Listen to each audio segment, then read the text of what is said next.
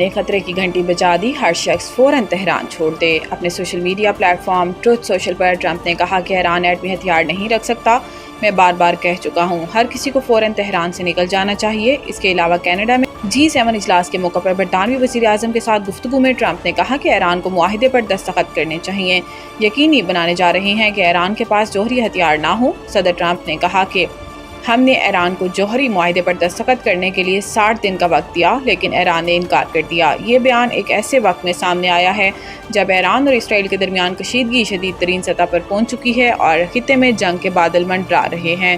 واضح ہے کہ اب تک ایران اور اسرائیل ایک دوسرے پر متعدد حملے کر چکے ہیں، جس میں جمعہ سے اب تک ایرانی میزائل حملوں میں 24 اسرائیلی ہلاک اور 600 سے زائد زخمی ہو چکے ہیں، جبکہ ایران کے اہم کمانڈرز اور چیف سمیت کئی شہری شہید اور زخمی ہو چکے ہیں۔ بھارت سے دہشت گردی پر بات ہوگی، جلد دنیا دیکھے گی، کئی اہم چیزیں رونما ہوں گی۔ فیلڈ مارشل سید عاصم منیر نے امریکہ کے دارالحکومت واشنگٹن میں پاکستانی کمیونٹی کے بڑے اجتماع سے خطاب کیا، جس میں انہوں نے آپریشن بنیاد مرصود سے متعلق کئی نئے پہلوؤں سے لوگوں کو روشناس کیا اور پاکستان میں دہشت گردی، اقتصادی صورتحال، امریکہ سے تعلقات کی نوعیت اور ایران اسرائیل جنگ سمیت کئی اہم امور پر تفصیلی بات چیت بھی کی۔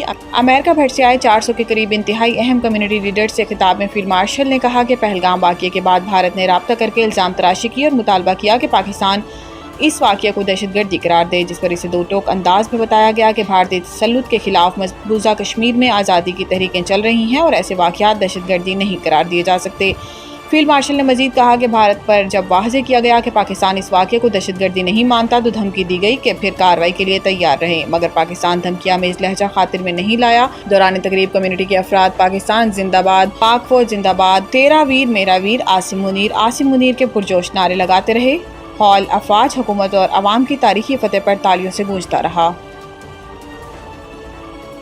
پاکستان سمیت 21 مسلم ممالک کے وزرائے خارجہ کی ایران پر اسرائیلی حملے کی مذمت مشترکہ اعلامیہ جاری کر دیا۔ اعلامیے میں کہا گیا ہے کہ 13 جون سے ایران پر اسرائیلی حملے UN چارٹر اور عالمی قوانین کی کھلی خلاف ورزی ہیں۔ مشترکہ اعلامیے میں علاقائی خود مختاری، سالمیت اور ہمسائیگی کے اصولوں کے احترام پر زور اور مشرق وسطیٰ میں کشیدگی کے خاتمے اور جنگ بندی کے لیے فوری اقدامات کا مطالبہ کیا گیا ہے۔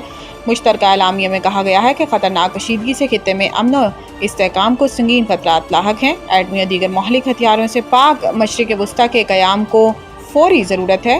مشترکہ اعلامیے میں تمام ممالک پر جوہری عدم پھیلاؤ کے معاہدے NPT میں شمولیت پر زور دیتے ہوئے کہا گیا ہے کہ IAEA کے نگرانی میں موجود جوہری تنصیبات پر حملہ عالمی قوانین کی خلاف ورزی ہے۔ اعلامیے میں ایرانی جوہری پروگرام پر پائیدار معاہدے کے لیے مذاکرات کی بحالی کا واحد راستہ قرار دیا گیا ہے، جبکہ عالمی آبی گزرگاہوں میں بحری سیکیورٹی اور آزاد نیویگیشن کے تحفظ کی اہمیت کو اجاگر کیا گیا ہے۔ اسلام آباد ہائی کورٹ رولز تبدیلی پر نیا تنازعہ، جسٹس بابر ستار کا خط میں اعتراض سامنے آ گیا۔ جسٹس بابر ستار نے قائم مقام چیف سرفراز ڈوگر اور ہائی کورٹ کے تمام ججز کو خط لکھا ہے۔ جسٹس بابر ستار کا کہنا ہے کہ لاہور ہائی کورٹ رولز اور آرٹیکل 208 میں ذکر طریقہ کے خلاف رولز میں تبدیلی ہوئی، فوری درستگی کے لیے اقدامات اٹھانے کی ضرورت ہے۔ خط کے متن کے مطابق اسلام آباد ہائی کورٹ رولز 2025 کا گزٹ نوٹیفیکیشن مجھے موصول ہوا۔